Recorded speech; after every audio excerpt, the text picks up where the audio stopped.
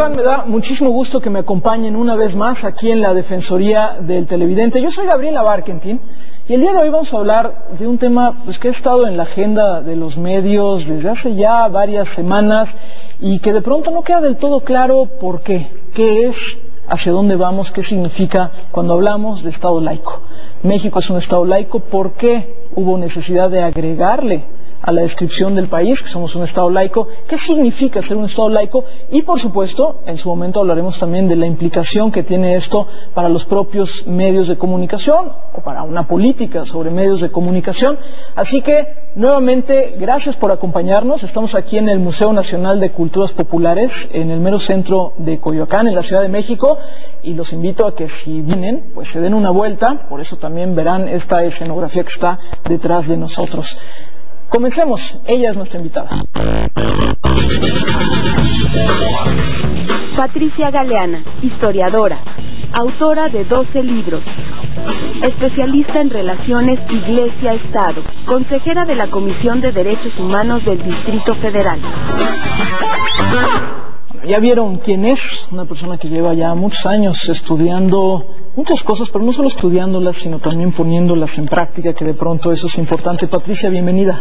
Muchas gracias, Gaby, me da gusto estar aquí contigo y con tu público. Pues me da muchísimo gusto que nos acompañes. Patricia, cuéntanos muy rápido, ¿qué es un Estado laico? Un Estado laico es un Estado neutral que respeta todas las creencias religiosas y en la cual, desde luego, también las minorías que no tienen ninguna creencia deben de gozar de todas las libertades que debe darse en una democracia.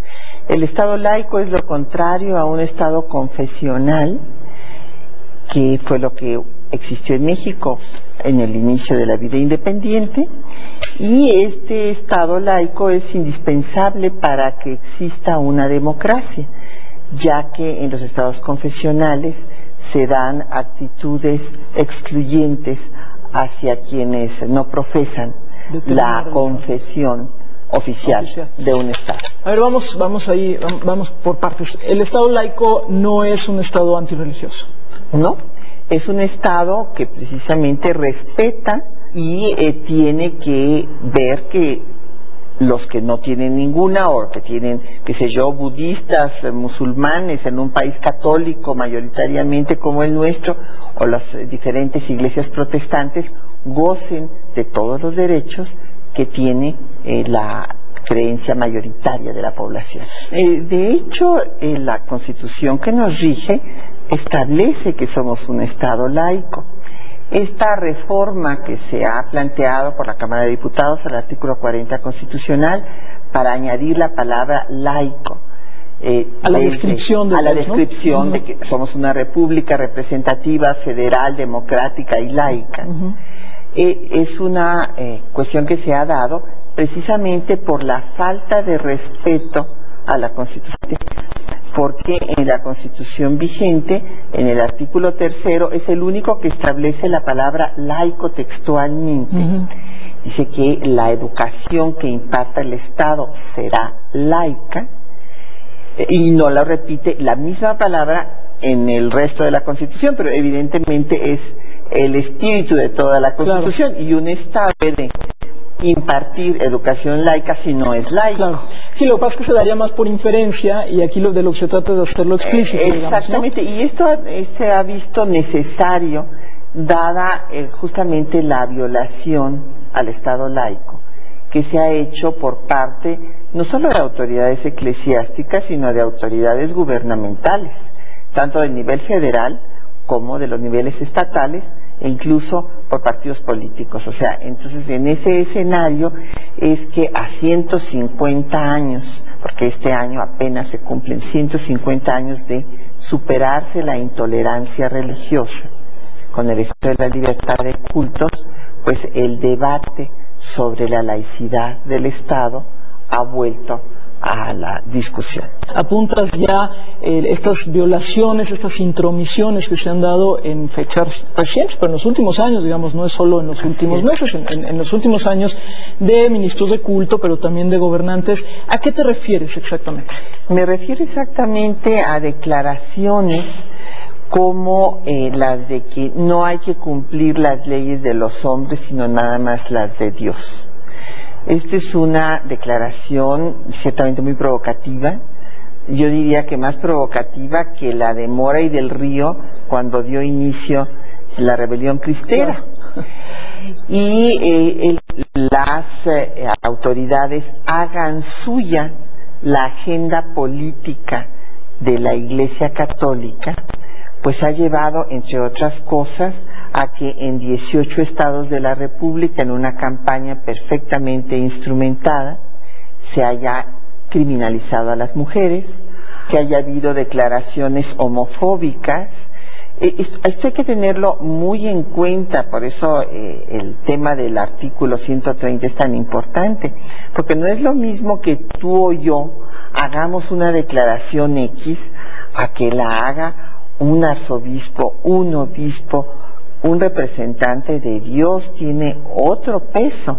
Pero ahí Patricia, hay un debate que algunos integrantes de las iglesias, y no me refiero solamente a las jerarquías, pero algunos integrantes de las iglesias de repente dicen, bueno, y nuestra libertad de expresión, que nosotros no podemos, nosotros no somos también ciudadanos. Digo, me estoy poniendo como abogado del diablo un poco, ¿no? No, claro. Bueno, abogado del diablo en este caso, igual no es la palabra. Y además, bueno, abogado de la iglesia. Exacto. En este caso.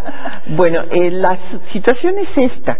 Desde que viene triunfo del Partido Acción Nacional, al cual ciertamente contribuye las organizaciones religiosas de todo el país. ¿Te refieres al de la presidencia? Al de la presidencia, sí. Pues evidentemente hemos visto un mayor protagonismo día con día político de los jerarcas eclesiásticos.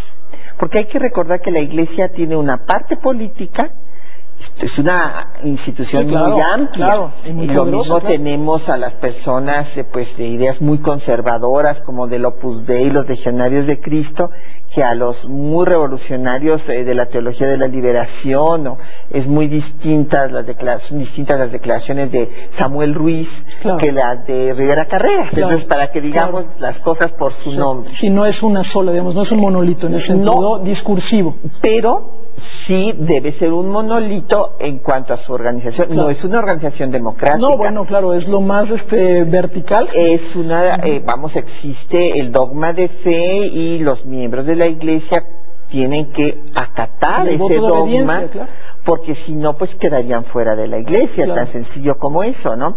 Entonces, en esta situación, sí, todas estas declaraciones, nadie estaba privándoles de ninguna manera la libertad de expresión, pero quieren imponer a toda la sociedad, en donde hay personas protestantes, puede haber budistas, musulmanas, ateos, una serie de definiciones religiosas que no son propias de un Estado laico, y ahí es donde vienen los problemas. Bueno, como ven, no es un tema tan fácil, es un tema que tiene una complejidad impresionante. Vamos a un corte y regresamos. Nuestras emisiones tomarán en cuenta la diversidad política, religiosa, biosocial, étnica, de género, sexual y cultural de la humanidad.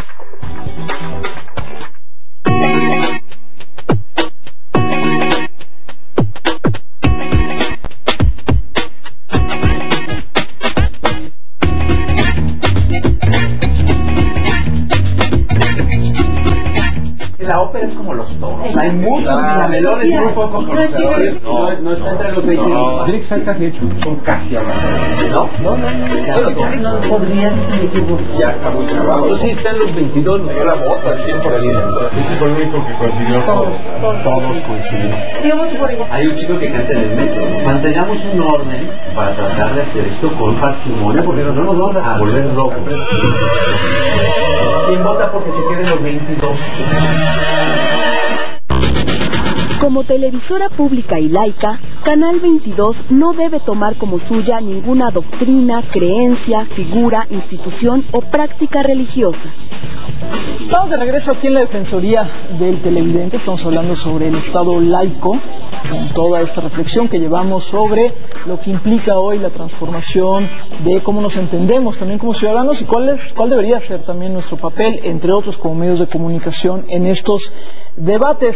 Les recuerdo que es muy importante su participación para decirnos qué opinan de la programación del Canal 22, qué les gusta, qué no les gusta, qué debiera ser diferente, en dónde se están cumpliendo o incumpliendo los códigos propios del Canal 22. Hemos estado dando respuesta puntual a todos sus comentarios, a todas sus quejas, a todas sus sugerencias, y les reitero también que si alguna respuesta no les parece lo suficientemente articulada o no les satisface, díganoslo por favor. www.defensor.canal22.org.mx, 21 22 96 80 o 01 800 Canal 22. Nos pueden llamar también por teléfono. Tenemos aquí, por ejemplo, Graciela Palacios llamó y dijo, por favor que pongan más programas sobre México, dice, menos programas hechos en los estudios del Canal 22, que pongan más conductores con rasgos indígenas, que no haya racismo, que pongan más programas con mariachis, con bailes folclóricos, con comida mexicana, más mexicanos, más algo relacionado con nuestro país. Bueno, yo sin duda no califico tal vez en lo de los rasgos indígenas, pero este canal, el Canal 22, y lo ha contestado también así el propio canal, pues tiene incluso un programa como el de Raíz Luna, en donde se trata de manera muy específica temas que tienen que ver con los diferentes pueblos indígenas en nuestro país hoy, en el siglo XXI, pero además tan nos importa hablar de lo mexicano, que incluso hoy estamos aquí en el Museo Nacional de Culturas Populares, y sin duda, como dice el Canal 22, se dedica a difundir la cultura mexicana y de otros países también, ¿no? Y se hemos incluido programas de diferentes estados de la República, sin dejar de lado lo que sucede también más allá de México. A final de cuentas, tampoco podemos vernos solamente a nosotros mismos. Es importante tener esta perspectiva pues comparativa y esta perspectiva internacional. Patricia, antes de irnos al corte, estábamos hablando de la libertad de expresión ligada a la Iglesia, y cuando hablamos de la Iglesia, pues siempre hablamos de la Iglesia Católica, a pesar de que en México, aunque sin duda es mayoritaria, pues existen muchísimas otras manifestaciones religiosas o espirituales, o ninguna también, ¿no? Pero también decíamos ya fuera del aire que, bueno, una cosa es lo que las iglesias puedan hacer, es decir, si se manifiestan en contra del aborto o si se manifiestan en contra de los matrimonios entre homosexuales. Más, uno podría decir, bueno, están en su derecho de decir algunas cosas. El problema no es tanto eso, sino cuando los gobernantes o quienes están ejerciendo el poder permiten esos espacios o hacen suyo ese discurso. Así es, y lo hacen suyo pues por razones políticas, electorales, y bueno, en el caso de la criminalización que se ha hecho de las mujeres para que no puedan decidir sobre su vida, sobre su propio cuerpo, y bueno, pues ha sido un movimiento exitosísimo desde el punto de vista político para la Iglesia, porque en muy poco tiempo pues han logrado esta medida en más de la mitad del territorio nacional. Esto a mí me parece muy grave, porque lo que está llevando es a la confrontación entre los mexicanos. He tenido oportunidad, con motivo de los centenarios, de viajar a todos los estados prácticamente de la República, y en donde se han dado este tipo de leyes penalizando la decisión de las mujeres, pues la confrontación es tan grave que ha habido legisladoras que se han opuesto a esta norma, que les han llegado amenazas por los celulares, a otras han sido insultadas en la calle. Entonces, bueno, evidentemente estas acciones son de confrontación, no nos llevan a una convivencia pacífica. Precisamente el respeto del que piensa diferente, y decir desde luego, bueno, la Iglesia Católica está en contra, es muy respetable, todas las católicas que lo quieran acatar, pues muy su derecho, pero lo que no se puede es imponer esa perspectiva a quienes no participan de la misma creencia religiosa. Sí, sin duda. Es obvio que hablar de la interrupción del embarazo, o incluso de hablar del tema de la legalización de los matrimonios entre homosexuales y demás, esto polariza. ¿A quién favorece? ¿Por qué polarizar a la sociedad? Bueno, la situación se da porque en el gobierno del Distrito Federal, básicamente la Asamblea Legislativa, da estas normas vanguardistas que se han dado en muchos países de Europa, en muchos estados de Estados Unidos. En fin, hay que recordar que en la propia Italia, en la España conservadora, se está dando ahora la ley de plazos, etcétera. Y aquí en la Asamblea Legislativa se dan estos pasos adelante y como que viene una reacción terrible. Es decir, no, que vamos a frenar echarlos atrás. ¿Por qué? Porque hay que recordar que, y esto es histórico, y así es, claro, que la Iglesia Católica ha perdido países enteros en Europa. Actualmente hay un escándalo por los temas de pederastia, que lo mismo se han dado en Australia que en Austria, en Alemania, en Irlanda, en México con lo de Maciel y en Brasil. Su último bastión está en América Latina y en los países pobres de África. Entonces, esto fue pues toda una estrategia y hay que verlo así, o sea, hay que recordar que la institución eclesiástica tiene una cabeza que está en Roma, que desde luego ha tenido pues el apoyo aquí de la jerarquía eclesiástica, pero entonces esto, si no lo vemos en esa dimensión, pues sí, no entendemos qué cosa está pasando. Y además, claro, cuando se ve que hay un partido pues que tiene en su plataforma ideológica estar en contra del aborto, como es el caso del PAN, bueno, se entiende. Pues entonces lo que hemos visto ahora, que es increíble, es que, bueno, los del PRI también, para no quedar mal con la Iglesia y que la Iglesia les consiga votos. Pero no solo eso, hay legislaturas en donde legisladores de otros partidos como el PRD también han acompañado a esta votación. Entonces estamos en un mundo en el que los jóvenes se sienten confundidos, dicen, bueno, pues entonces, ¿cuál es la plataforma ideológica? ¿Cuáles son las ideas, los principios, la ética? Sí, se te desdibuja el mapa, porque uno podría decir, bueno, quien lo tiene en su plataforma, bueno, pues ya sabes que ahí está, claro, pero quienes en principio no, entonces, ¿cómo está nuestro mapa ideológico? Sobre todo, vamos a un corte y regresamos.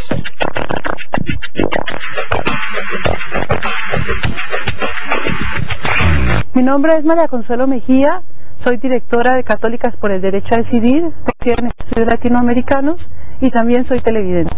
El Estado laico está desafortunadamente siendo objeto de una serie de ataques.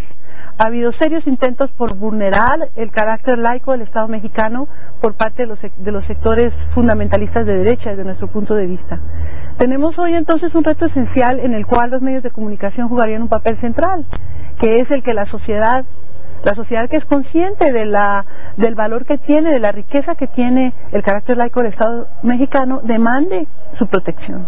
Desafortunadamente, desde la reforma que hizo Salinas en la Constitución en el 92, la Iglesia Católica ha tenido, digamos, la oportunidad, ha agarrado fuerza en querer intervenir en las políticas públicas, y para eso quiere y está buscando desesperadamente que se cambie la Constitución de manera que ellos puedan ser dueños de medios de comunicación, que la religión católica sea enseñada en las escuelas, de manera que ellos puedan tener una participación mucho más activa en la vida política.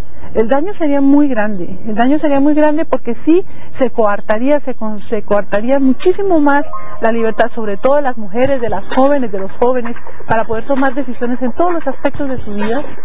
Reconocemos que la multiplicidad de conductas, modos de vida y visiones del mundo forman parte de la condición humana y son fuente de intercambio, transformación y creatividad. Hoy celebramos el cumpleaños de una de las voces críticas y narrativas más importantes de México, Carlos Monsiváis. Me fui haciendo un profesional sin pensar en adjudicarme un término tan honroso y tan difícil de aplicar como escritor. A las 11 de la noche, conoce al autor en sus propias palabras en Charlas con Garibay. El primer problema que ha habido en la apreciación cultural en México fue el momento en que se dividió la educación de la cultura. Y a las 11:30 vamos a leer al autor desde la página 0. En mi generación nos ajustábamos a cierto ritmo de incorporación al trabajo literario. Acompáñanos a celebrar a Monsi en su cumpleaños, hoy por Canal 22. Conoce nuestros códigos de autorregulación. Visita www.canal22.org.mx/códigos.html. Estamos de regreso aquí en la Defensoría del Televidente. Estoy platicando con la doctora Patricia Galeana sobre el tema del Estado laico en México. Y bueno, ya hicimos un muy somero recorrido, por supuesto. Al final me gustaría incluso que nos pudieras recomendar tal vez alguna bibliografía o algo que pudieran, que pudiéramos leer, que pudieran leer nuestros televidentes. Patricia, pero a ver, una parte importante en todo esto es lo simbólico. Decíamos antes del corte, bueno, pues a los jóvenes se les desdibuja, y yo diría no solo a los jóvenes, pero por supuesto es importante quienes además no tienen o pueden no tener este referente histórico al que tú aludías hace rato, pues se pierde un poquito este mapa. Pero en eso justo lo simbólico adquiere mucha fuerza. Y lo simbólico me refiero a pues que un gobernante pueda manifestar de manera abierta su preferencia religiosa, incluso portar algún símbolo religioso. Este ha sido un debate muy complicado también en nuestro país. La vinculación que se da en algunos estados de la República de manera muy abierta del gobernante en turno con el jerarca de la Iglesia Católica también de la región. ¿Qué hacemos con esta parte simbólica? Porque por otro lado vemos otros países que también son democracias, vemos el caso de Estados Unidos, en donde las Biblias juegan un papel importante. El citar a Dios no tiene mayor, es más, es parte del discurso político, ¿no? Decir que Dios los bendiga. Y nosotros no, nosotros por toda esta historia, perfectamente comprensible, de repente cuando vemos a un presidente con un crucifijo, con no sé qué, las cosas adquieren otro tono. Claro, porque tenemos otra historia. Exactamente. Porque en Estados Unidos, desde un principio, las 13 colonias de Nueva Inglaterra tuvieron miembros de diferentes iglesias. Es más, se venían de Inglaterra con la idea de tener mayores libertades religiosas que las que tenían allá con la iglesia anglicana. Claro. Entonces tienen todas las iglesias protestantes, católicos, no católicos. Entonces el Estado nunca ha tenido ningún conflicto con ninguna de las iglesias, porque son muchas. Claro. Aquí es otra situación, porque aquí tuvimos por mucho tiempo una sola, pero además otro aspecto que nos ha dejado una huella muy importante culturalmente hablando, que se estableció la intolerancia religiosa. Desde la conquista hasta 1860. O sea, es más, por no haber establecido la Constitución de 57, la intolerancia, como todas las constituciones anteriores, pues vino una guerra civil. Claro. Entonces, esta cultura es una cultura que no acepta al que piensa diferente. Tiene hondas raíces históricas. Y esto es lo que nos tiene que llevar a evitar pues que sigamos cayendo en esta polarización de la sociedad y entender que sin la laicidad del Estado no puede haber convivencia pacífica ni una democracia. ¿Qué papel han jugado los medios de comunicación en esto? ¿Cómo has visto a los medios de comunicación? ¿Se han enterado, no se han enterado? ¿Lo han ventilado? ¿Han sido parte de esta polarización? ¿Cómo los has visto? Pues ha habido de todo. Yo creo que desde luego hay medios muy respetuosos, muy plurales. Bueno, es el caso del canal en donde estamos. Pero bueno, hubo una declaración que fue terrible de un locutor de una televisora comercial, que inclusive dijo que los homosexuales eran anormales y que... Entonces, en Televisa, sí, de Esteban Arce. Sí, a mí me parece que eso es realmente muy grave, causa mucho daño, porque así como lo que dijo pues una autoridad eclesiástica sobre también la anormalidad e incluso la perversidad, llegó a decir que las personas homosexuales no podían ir al cielo. Bueno, esto es terrible, habla de unos prejuicios pues y de ignorancia, sí. O sea, de no entender que la homosexualidad está en la naturaleza, en todas las especies y desde luego entre los seres humanos, y descalificar, excluir de esa forma. Bueno, me quedo con esta idea que señalas que los medios, creo que los medios en México son posiblemente ya más plurales de lo que a veces reconocemos, ¿no? Donde, como bien señalas, hay de todo. Incluso estas descalificaciones terribles y por supuesto reprobables, que también han tenido reacciones interesantes de demandas o de denuncias, ¿no? Por discriminación. Pues prácticamente se nos acabó el tiempo. Patricia, te hago una pregunta en lo personal, como ciudadana, como mexicana, además, por supuesto, como experta, pero ¿estás preocupada? ¿Te preocupa esto que está pasando, estos temas? Porque sí me preocupa, porque he podido constatar este ambiente rijoso de confrontación, y de estos ambientes no salen fortalecidas las democracias, sino todo lo contrario. Y por eso es tan importante respetar la laicidad, respetar a la persona humana independientemente de su sexo, de su religión, de su partido político, de su origen étnico, de su edad, de sus capacidades. El respeto a la persona humana es una cultura por la que tenemos que trabajar, pues para que no se nos siga haciendo pedazos este país entre las manos. ¿Algo que recomiendas a nuestros televidentes? Bueno, hay un libro que justamente yo coordiné que se llama La secularización del Estado y de la sociedad, publicado por Editorial Siglo XXI y el Senado de la República, en donde se hace una historia de cómo se forma el Estado laico mexicano, y participan filósofos, juristas, historiadores, y bueno, pues es lo más reciente que se ha publicado sobre el tema. Pues muchísimas gracias por habernos acompañado y sobre todo por ayudarnos a poner este tema tan importante sobre la mesa. Gracias de veras, Patricia, la doctora Patricia Galeana. Yo soy Gabriela Barkentin, esta fue la Defensoría del Televidente. Gracias por habernos acompañado y nos vemos la siguiente semana. Hasta luego. Hola, mi nombre es Julio César Figueroa Bustamante. Lo que realmente quiero decir es que en los demás canales, en las demás cadenas, solamente se usan para propaganda política. Y como prueba están las estrellas entre comillas, del Canal 2 y la propaganda que hubo apenas el año pasado. Muchas gracias. Humberto Arias González. Me agrada mucho el programa de Defensor del Televidente.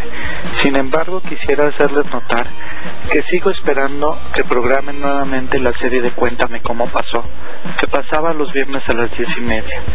Ya no la pasan, ya no la encuentro en otro canal de índole nacional, por lo cual les solicito de la manera más atenta vuelvan a programar la serie. Muchas gracias. Hasta luego.